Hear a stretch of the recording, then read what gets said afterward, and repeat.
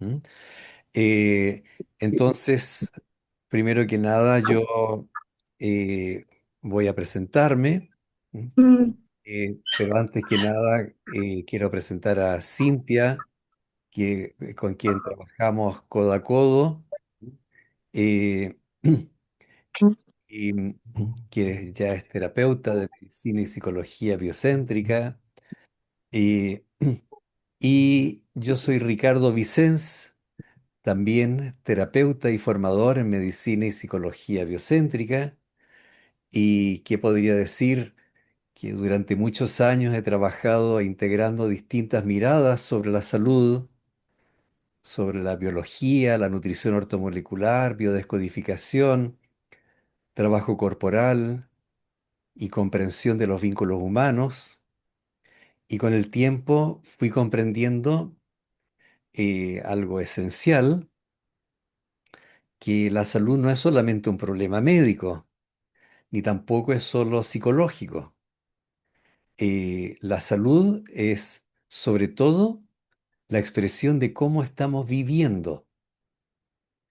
Ese es el enfoque que yo le llamo el lenguaje de lo vivo. La idea central en ese sentido es simple. La vida tiene un lenguaje propio y ese lenguaje se expresa en el cuerpo, en las emociones, en nuestros vínculos y en la forma en que nos relacionamos con la naturaleza.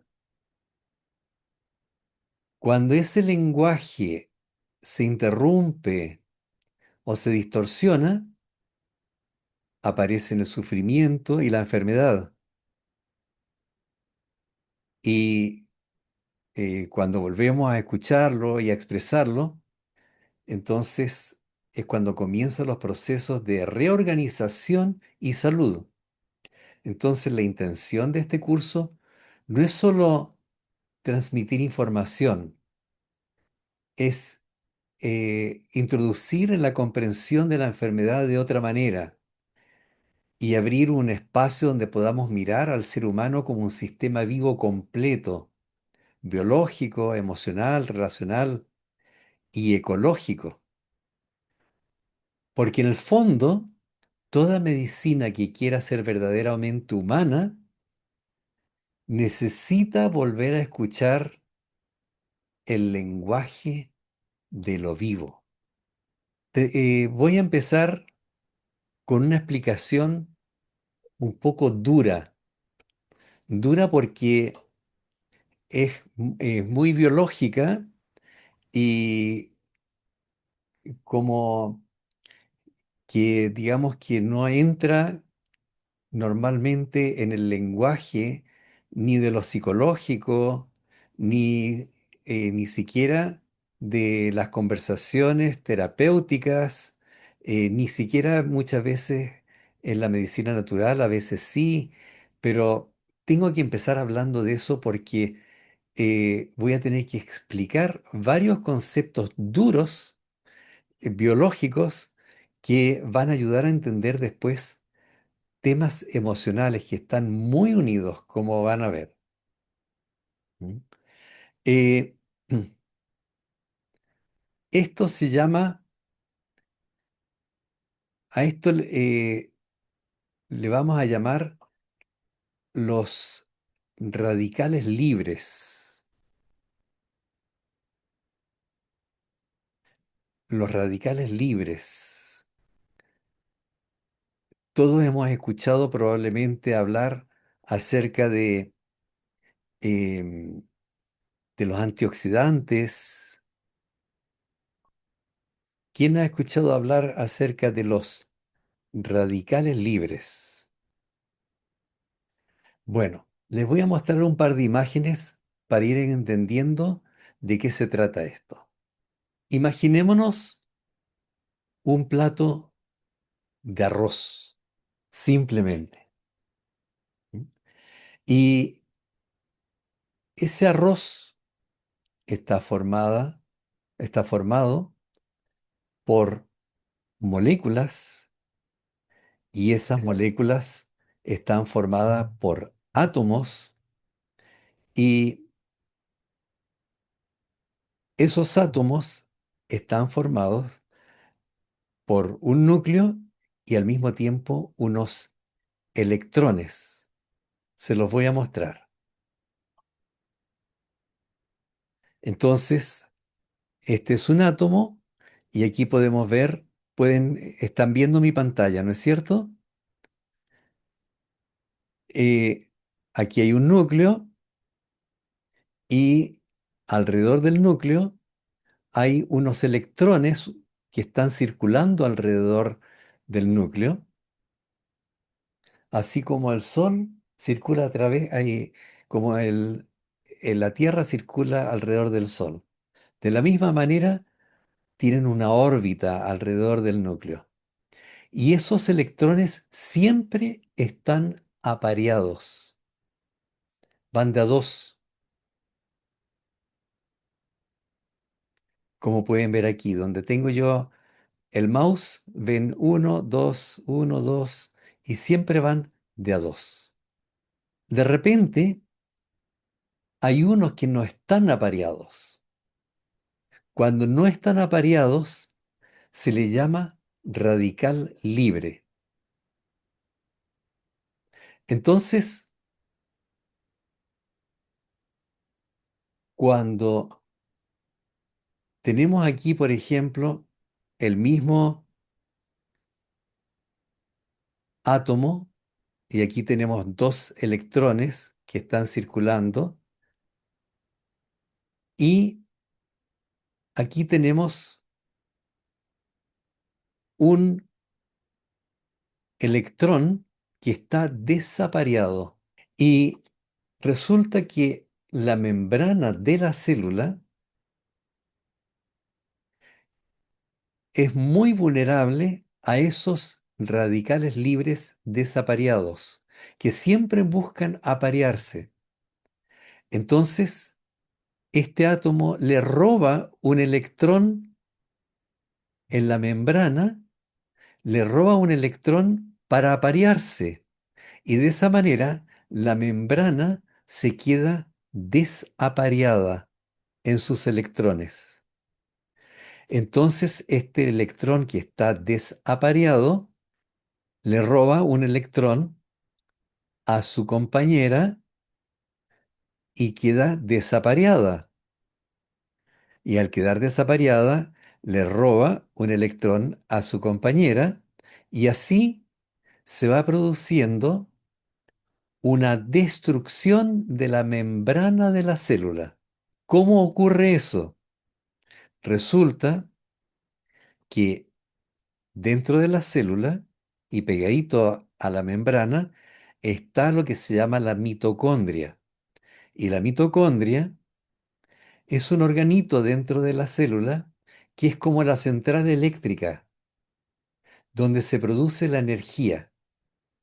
Entonces, los electrones van pasando por la mitocondria y la mitocondria va generando energía.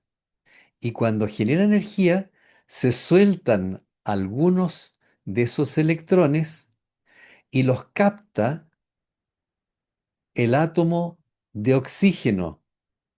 Y entonces ahí se queda un radical libre en el oxígeno que se aparea con la membrana de la célula y va destruyendo la célula. Por eso se habla de proceso de oxidación. Es decir, el radical libre roba un electrón a la membrana de la célula que se ve aquí. Y al robar el electrón produce una reacción en cadena que produce un daño de la membrana de la célula. Y eso produce inflamación y la inflamación produce la enfermedad. Pero la inflamación es una reacción a eso, es un intento de la propia célula de reparar. Y ese intento de reparar es lo que produce justamente la enfermedad o los síntomas propiamente tal.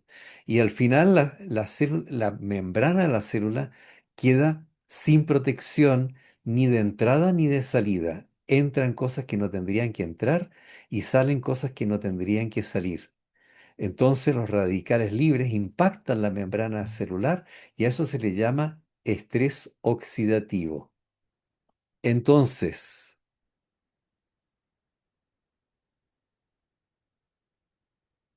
hay algo que no se entendió de lo que yo dije porque yo puedo repetirlo sin ningún problema. Encantadísimo de repetirlo. Pero lo voy a volver a explicar de todas maneras. Eh, el propio cuerpo produce los radicales libres. Por ejemplo, decíamos, cuando las células generan energía, cuando hay inflamación, cuando hay mucho estrés o cuando el azúcar en la sangre está muy alta, entonces también en el ambiente pueden haber radicales libres. Por ejemplo, contaminación del aire, el humo del cigarrillo, el humo de la marihuana, el humo del smog, todos los humos, los ahumados, el humo de los asados, la radiación solar excesiva, los pesticidas, los alimentos ultraprocesados, todo eso tienen radicales libres. ¿Y qué hacen los radicales libres en el cuerpo? Decíamos que son moléculas inestables que les falta un electrón y por eso le intentan quitar un electrón a otras moléculas. Y cuando hacen eso, dañan las células del cuerpo. A ese daño se le llama oxidación o estrés oxidativo. Dañan las paredes de las células y cada célula del cuerpo tiene una especie de membrana o pared que las protege. Y los radicales libres atacan las grasas que forman esa pared. Y cuando eso ocurre, la célula se vuelve más frágil, pierde su capacidad de funcionar bien y puede terminar incluso muriendo. Y eso puede afectar las células de la piel, de los músculos, del hígado, del cerebro. Pueden dañar el ADN que es el manual de instrucciones de nuestras células. Y los radicales libres pueden alterar parte de ese manual y pueden dar lugar a errores de la información genética, alteraciones en el funcionamiento de las células y también se puede producir cáncer por eso. Entonces, pueden dañar proteínas que cumplen funciones vitales. Por ejemplo, pueden dañar enzimas que permiten reacciones químicas, pueden dañar hormonas, pueden dañar el colágeno que da firmeza a la piel.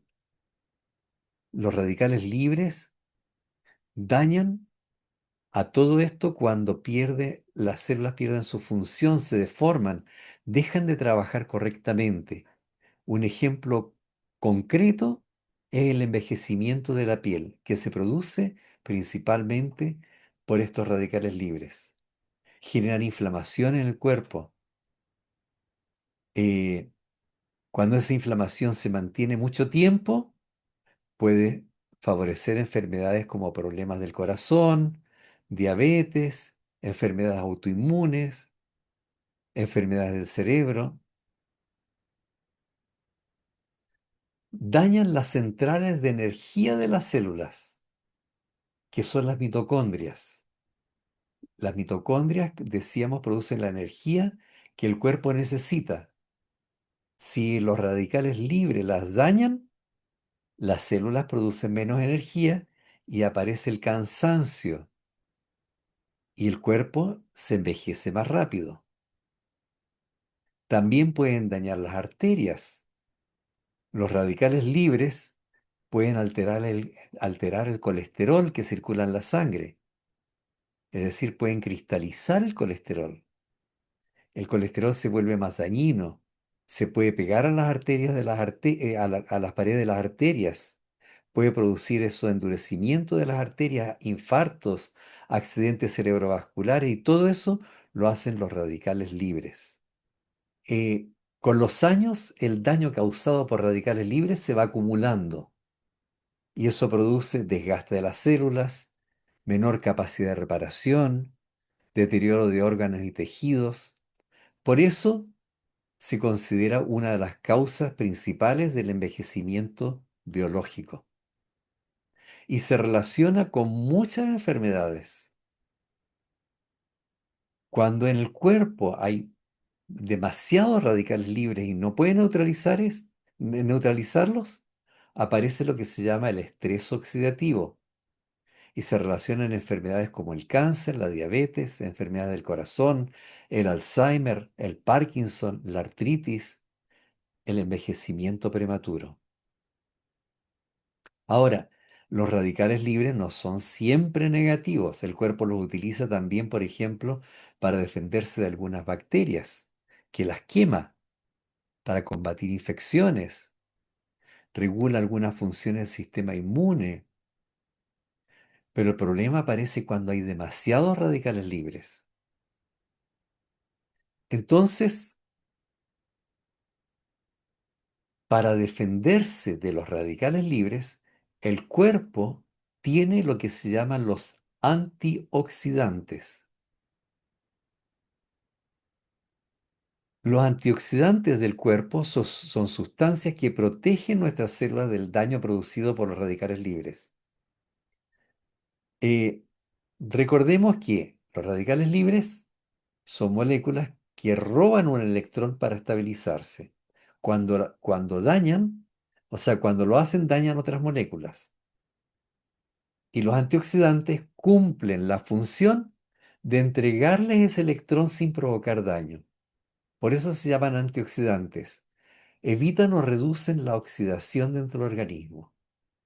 Por ejemplo, llega un radical libre del oxígeno o del humo, por ejemplo, a la célula y en la membrana aparece, en la célula aparece un antioxidante como por ejemplo el glutatión, que le dice, aparéate conmigo, róbame a mí un electrón. Y le roba un electrón y de esa manera no le hace daño a la membrana de la célula. Por ejemplo, hay otro antioxidante que se llama el ácido alfa-lipoico, ALA, que hace lo mismo. Le regala un electrón y de esa manera se aparea con el antioxidante y de esa manera no le hace daño a la célula. Esos son los antioxidantes endógenos o que se producen dentro del propio organismo. Pero también, por ejemplo, hay otros antioxidantes que vienen de los alimentos. ¿Mm? Eh, entonces, eh,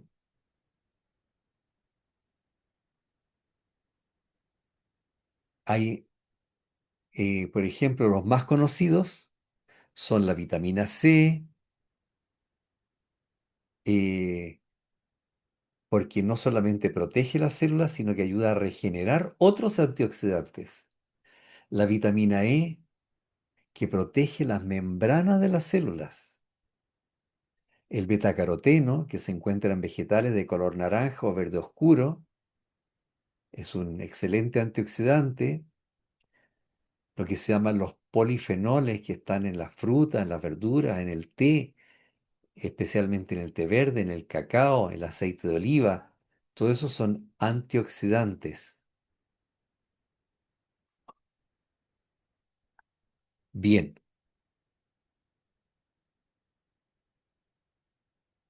¿se entendió? Eh, las personas que no son del área de la salud entienden lo que acabo de explicar porque es importante que lo vayamos entendiendo. Sí, se entendió. Ya, perfecto. Si alguien no lo entiende, yo lo puedo volver a explicar. Todo eso no tiene ningún problema. ¿Mm? Disculpe, profesor, Yoconda, lo que no entendí, ¿cómo se produce este radical libre? Eh, Mira, explicado en forma simple. Sí. Por ejemplo, llega, eh,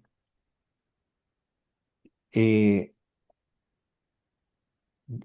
decíamos, por ejemplo, una molécula cualquiera de glucosa, del arroz, una molécula de cualquiera, llega a la célula. ¿M? Y llega con electrones apareados. Y entonces la Ya, mitocondria recibe esos electrones para producir energía, porque los ya, electrones son literalmente energía. Y ya. entonces, y cuando está procesándolos, se escapan algunos electrones que los capta el oxígeno, que es Ya, parte de la combustión. ya. Y ese O electrón sea, perdón, ¿se podría producir por un exceso de azúcar? se podría producir por un exceso de azúcar, como vamos a ver también. ¿Por qué se puede producir con un exceso de azúcar? Porque para eso voy a tener que explicar lo que es la glucosa. ¿M? Y voy a empezar a explicar entonces lo que es la glucosa y de qué manera la glucosa trae radicales libres. ¿Por qué?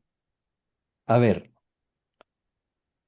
eh, las hojas de los árboles y de las plantas reciben la luz solar. Y esa luz solar, las plantas, a través de lo que se llama la fotosíntesis, transforman esa luz solar en glucosa. La glucosa es, por lo tanto, sol comestible. Y entonces, ese sol comestible es pura energía.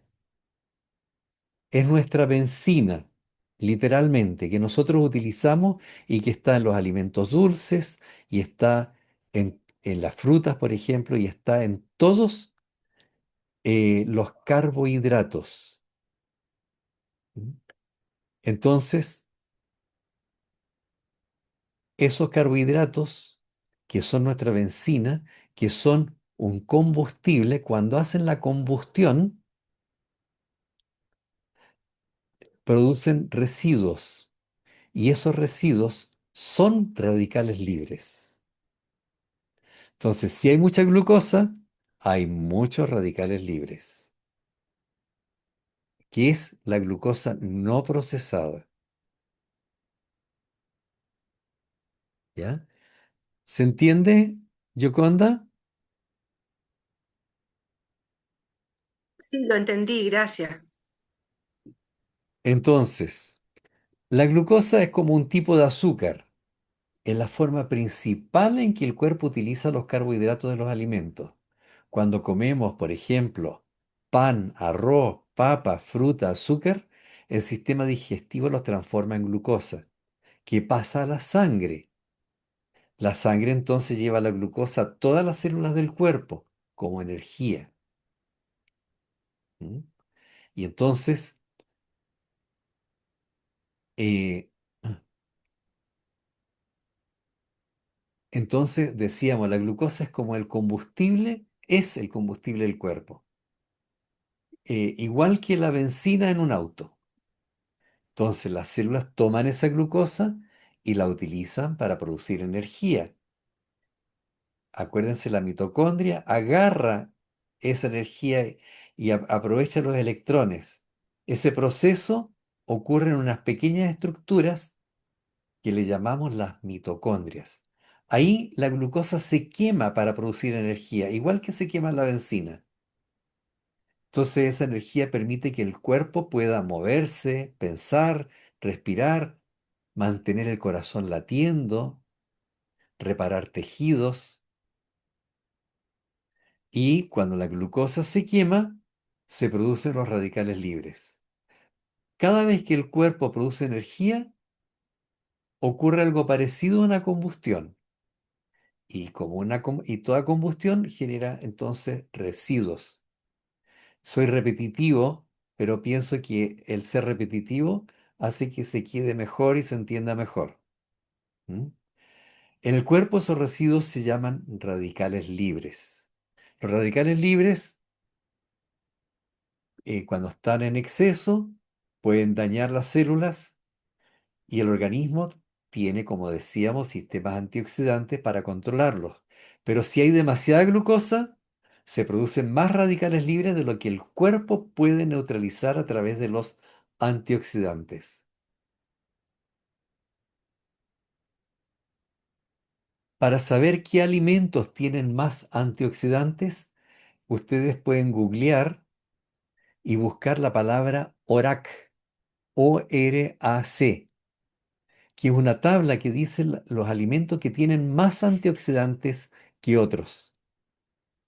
Y de esa manera ustedes pueden estar comiendo siempre nutriéndose de antioxidantes. Bueno, y aquí voy a hablar ahora de otra cosa que también es elemental, pero que es importante. Antes de eso, la glucosa, cuando hablamos de exceso, de mucha o de poca glucosa, piensen ustedes lo siguiente. Imagínense ustedes que toman un saquito de azúcar.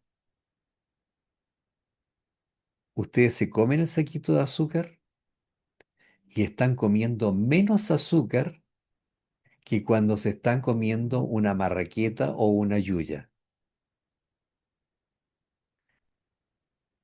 ¿Por qué? Porque el índice glicémico, es decir, la cantidad de azúcar que tiene, de glucosa que tiene el azúcar, es de 70 y el carbohidrato, harina de trigo, tiene 97 cuando es refinado. Cuando es pan negro, de ese estilo Baviera, tiene solamente 30. ¿Mm? Entonces, eso es mucho o poca glucosa. ¿Ya?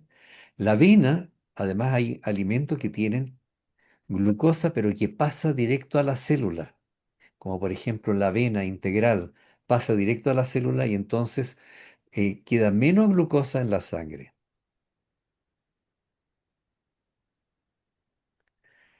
Ahora, vamos a hablar de otro tema, que son las proteínas. Imagínense ustedes lo siguiente, el cuerpo entero son proteínas. El pelo, los huesos, los músculos, los órganos, la insulina, todo, las hormonas, todos son proteínas, menos los carbohidratos y las grasas, menos la glucosa y las grasas.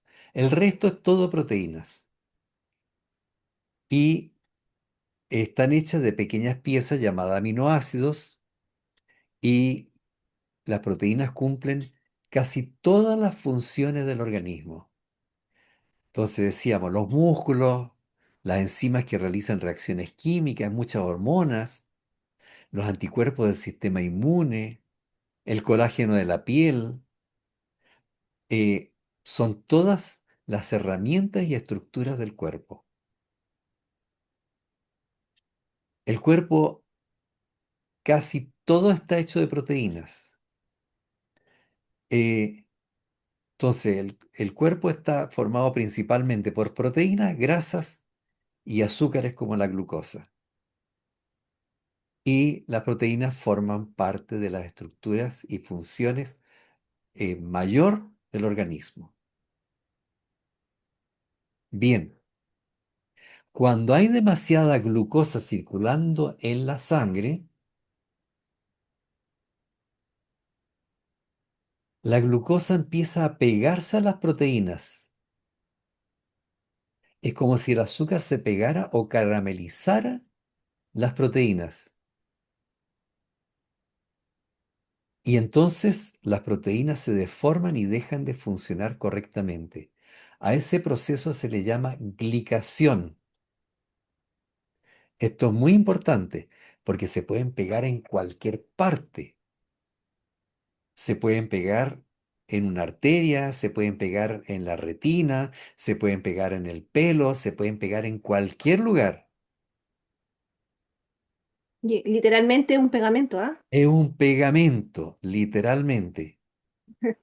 Es lo mismo que cuando el azúcar se carameliza al cocinar, que se vuelve Exacto, pegajosa y cambia las propiedades de lo que toca. En el cuerpo exactamente. ocurre algo parecido. La glucosa se pega a las proteínas y las daña lentamente. Exacto. Entonces, ¿qué problemas produce la glicación? Cuando las proteínas entran en glicación, produce daños en los vasos sanguíneos, en el envejecimiento de la piel, en los nervios, en los riñones, en la retina, en cualquier lugar. Puede producir incluso complicaciones en la diabetes. Entonces, cuando la glucosa está elevada durante mucho tiempo, significa que el cuerpo no está utilizando bien el combustible.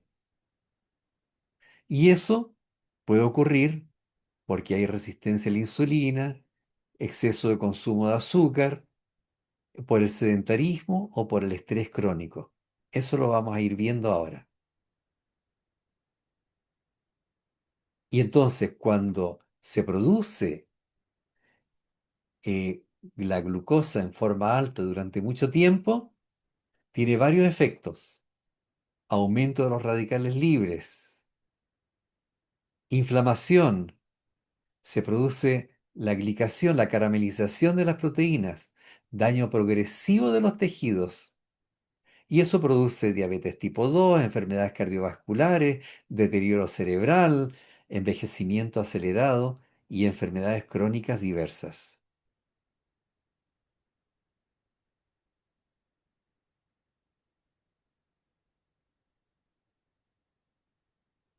Entonces,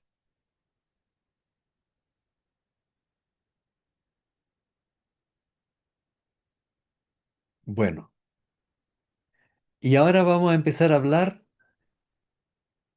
de, esto se los tenía que explicar para entender no solamente lo que comemos, porque claramente comemos mucho azúcar, muchos carbohidratos, ¿m? Eh, eso está clarísimo. Pero hay un motivo por el cual eso ocurre. Primero que hay un fomento claro de la industria del consumo que nos invita a consumir permanentemente glucosa y que el consumo es parte de nuestra cultura consumista. Es decir, nos juntamos con cuatro amigos y vamos a tomar un cafecito y en el cafecito un pastelito, por supuesto. ¿M? Y nos juntamos en la mesa y tiene que haber una marraqueta, tiene que haber una yuya, ¿m? Y tienen que haber alimentos dulces para que todos estén contentos. Entonces, y todavía eso no explica la cuestión.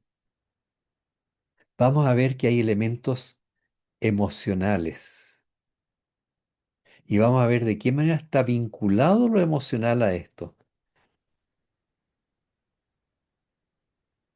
Bueno, imagínense ustedes que como seres primitivos, como seres primitivos vamos en la sabana o en la selva y, y divisamos entre medio de la foresta el bigote de un felino. Basta con eso para que entre la alarma colectiva y rápidamente corremos, corremos y nos escapamos, entramos en estado de alarma. Se activa lo que se llama el sistema nervioso simpático. Y cuando se activa el sistema nervioso simpático, tenemos un- una glándula que está por encima de los riñones, que se llama por eso suprarrenales. Y en las suprarrenales se produce adrenalina y se produce cortisol.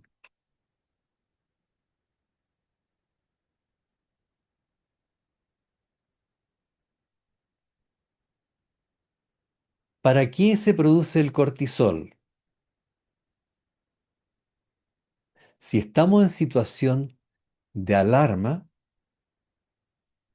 entonces el cortisol lo que hace es llevar la glucosa, saca glucosa del hígado y lo lleva a la sangre. ¿Para qué? Para llevar la glucosa a través de la sangre a los músculos, para defendernos o para escapar.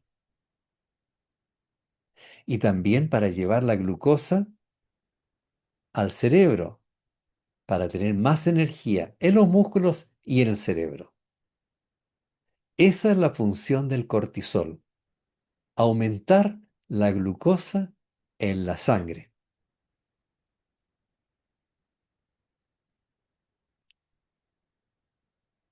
Bien, hasta ahí no hubo problema, porque nos escapamos y se acabó el problema y festejamos porque no, porque el felino no se comió a nadie.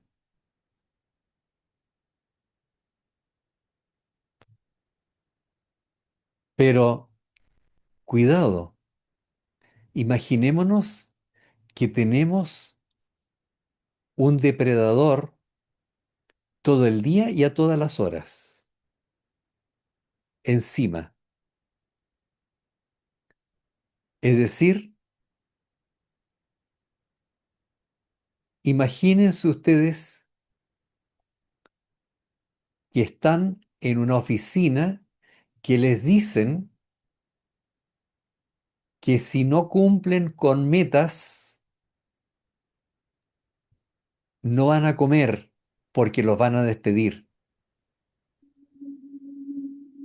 Un exceso de glucosa.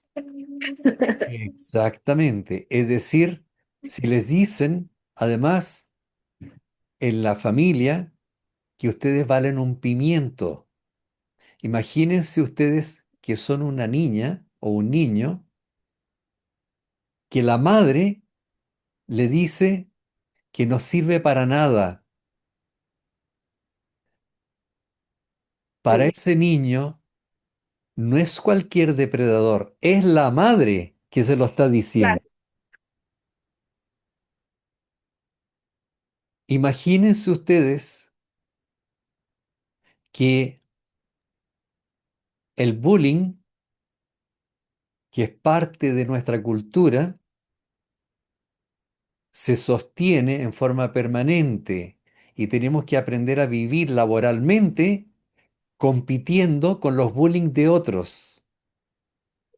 Entonces, claramente, estamos frente a depredadores en nuestro ambiente y estamos elevando en forma permanente el cortisol. sí, Y con eso estamos aumentando en forma permanente la glucosa en la sangre. sí.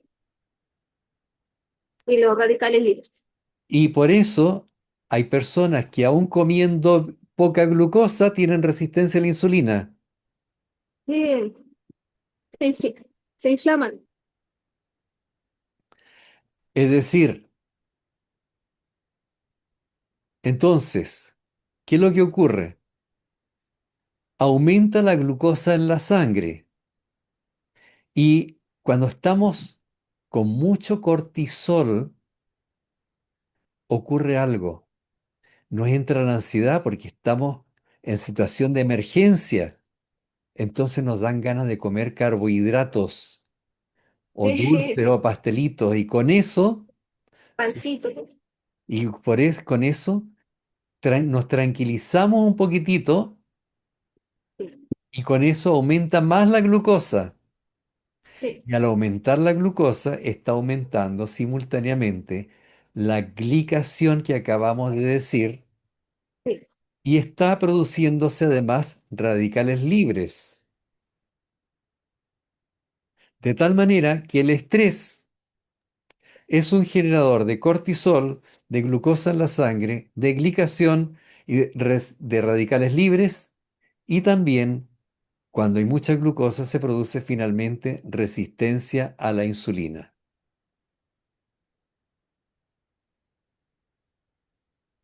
¿Se entendió? sí. Tenemos exceso de pegamento. Claro. Es decir, hiperglucemia crónica, exceso de glucosa en forma crónica y daño Sí, celular, inflamación sistémica. Además ocurre otra cosa, y aquí viene la otra parte de esta cadena. Cuando estamos en situación de alerta, también se estimula el sistema inmune y con eso se activa también la histamina.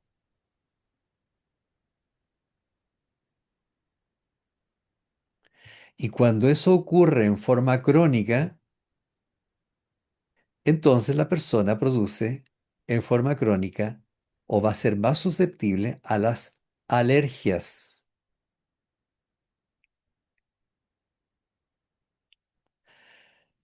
Además de eso, el cortisol estimula una hormona que se llama la gastrina.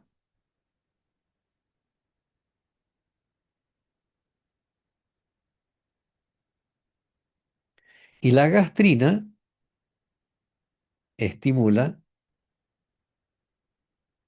unas células que se llaman parietales y que estimulan los jugos gástricos. ¿Por qué los jugos gástricos? Si son para digerir. No, no son solamente para digerir los jugos gástricos, también para destruir aquello que entre en una situación de lucha o de fuga en nuestro organismo a través del aparato digestivo. Entonces los jugos gástricos tienen la misión de destruir aquello y por eso aumentan los jugos gástricos en ese momento. Cuando es crónico, entonces se produce erosión, se produce gastritis y erosión de la mucosa gástrica. Por eso el estrés crónico con cortisol elevado produce gastritis y erosión de la mucosa.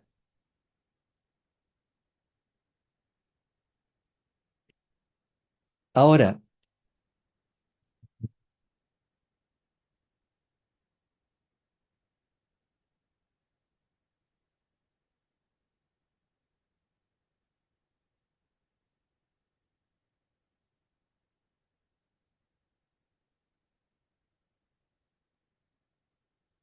aquí viene un tema que es muy relevante. Cuando el estrés es crónico, por ejemplo, desde la infancia, que la persona está estresada, con el cortisol elevado,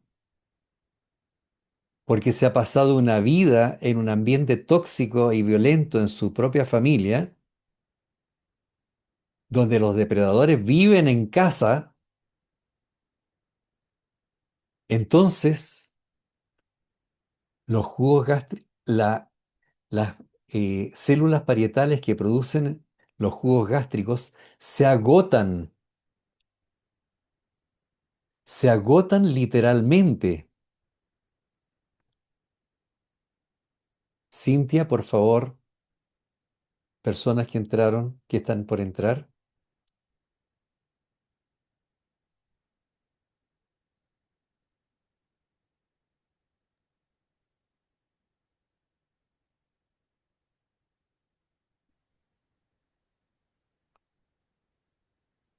se agotan y eso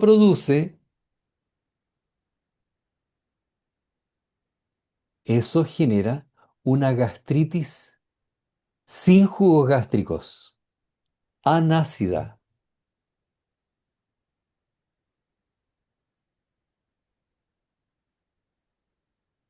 Entonces, ¿qué ocurre ahí?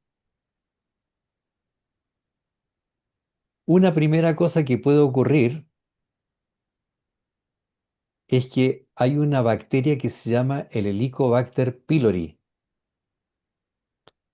Y el Helicobacter pylori, un estómago ácido, destruye inmediatamente a la bacteria Helicobacter pylori. No sobrevive. Pero, ¿por qué? Porque el Helicobacter pylori es una bacteria que sobrevive en un medio alcalino y de hecho tiene una caparazón alcalina. Y cuando se encuentra con un estómago o un intestino delgado sin jugos gástricos, dice, esta es la mía, y se instala y se agarra de la mucosa gástrica y ahí empieza a comer.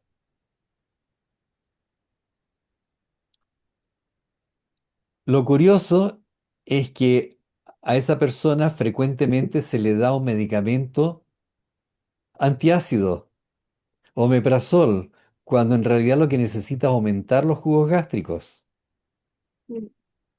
Y además de eso, eh, un antibiótico, en fin. Importante es que el Helicobacter pylori existe porque existe un terreno agotado de sus funciones vitales.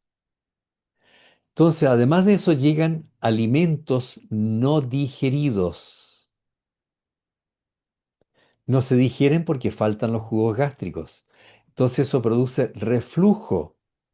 Es decir, es un reflujo no por exceso de jugos gástricos, sino por falta de ellos, por rebalse. Se devuelven porque no se han digerido.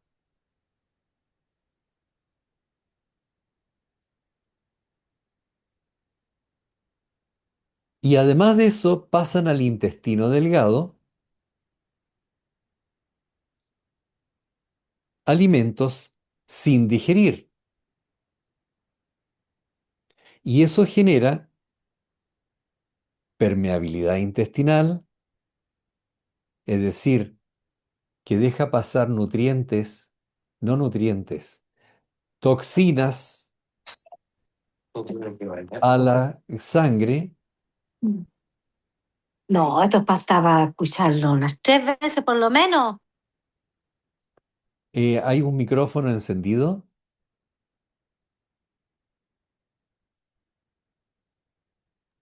Ya y lo silencio. además de eso pasan, se produce lo que se llama entonces la permeabilidad intestinal y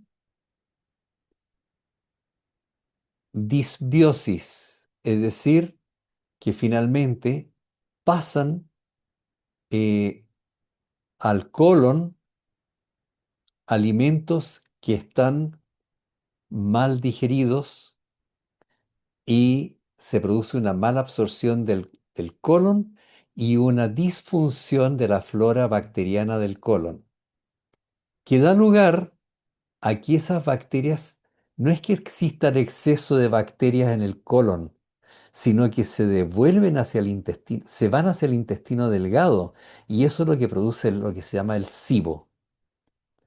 Y eso también es lo que produce el colon irritable. El colon irritable es un estrés y un cortisol crónico, un cortisol aumentado crónico. Es vivir en estado de guerra en forma permanente. A esto le vamos a sumar un carácter autoexigente. que sin estar estresado me estreso yo mismo más de la cuenta para cumplir con metas de mis propios ideales internos. Y me estreso yo mismo si no consigo ser igual a la imagen que yo he creado de mí mismo, de perfección. O si yo, además de eso, tengo la autoexigencia de cumplir con las expectativas de mi jefe y de demostrarle lo bueno que yo soy, porque quizás no fui reconocido por mi padre o mi madre en mi infancia y sigo tratando de hacerme reconocer por mi jefe, por mis compañeros, por mis compañeras, y eso va sosteniendo el cortisol aumentado y toda esta cadena que acabo de mencionar. Entonces las enfermedades, bueno, y aquí interrumpí el proceso porque de hecho esto da lugar finalmente a las inflamaciones crónicas, a enfermedades autoinmunes, a enfermedades crónicas y al cáncer. Pero eh, lo vamos a dejar hasta ahí por el momento porque tendría que explicar un poquito más largo todo eso. Pero por el momento, eso. Eh,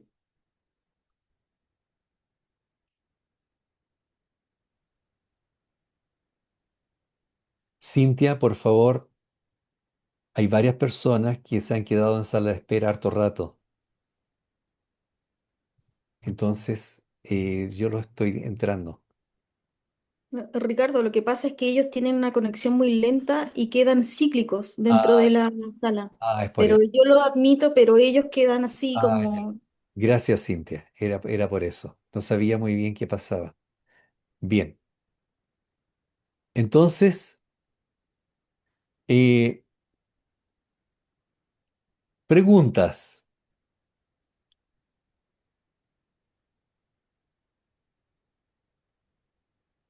Fíjense cómo, imagínense ustedes ahora que yo hablara Perdón, solo de lo emocional sí, cuando estoy hablando de una enfermedad, sin considerar todos estos procesos biológicos.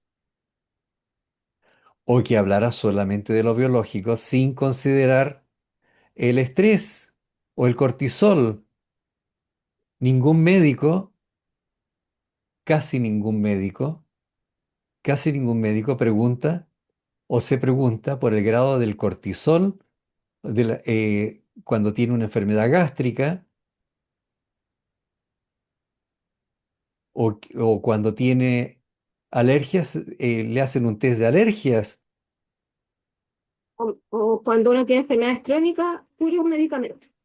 Claro. Entonces ahí estamos hablando de una separación, una fragmentación de lo que Sí, ocurre de lo biológico y de lo psicológico simultáneamente. sí, ¿Se comprende hasta ahí? sí, sí se comprende.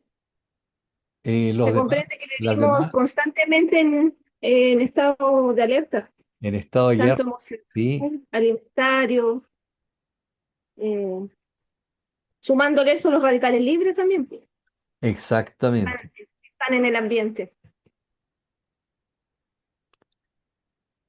Las demás, los demás,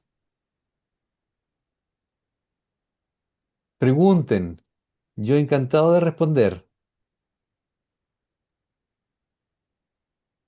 Yo, por mi parte, lo entiendo y lo veo en mí y en mi hija,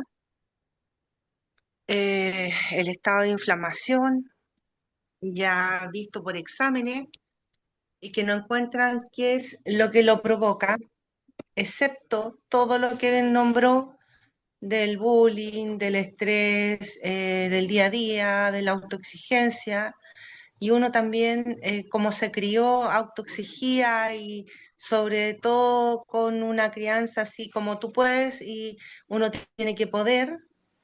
eh, Se explica la diabetes, se explica el comer emocional. Ahora, ¿cómo dejar todo eso? ¿Cómo hacer que uno se sane? Por eso ando en la busca de respuestas. Bueno, eso es lo que estamos haciendo, eso es lo que pretendemos aquí. Y lo primero es entender cómo es el proceso. ¿M?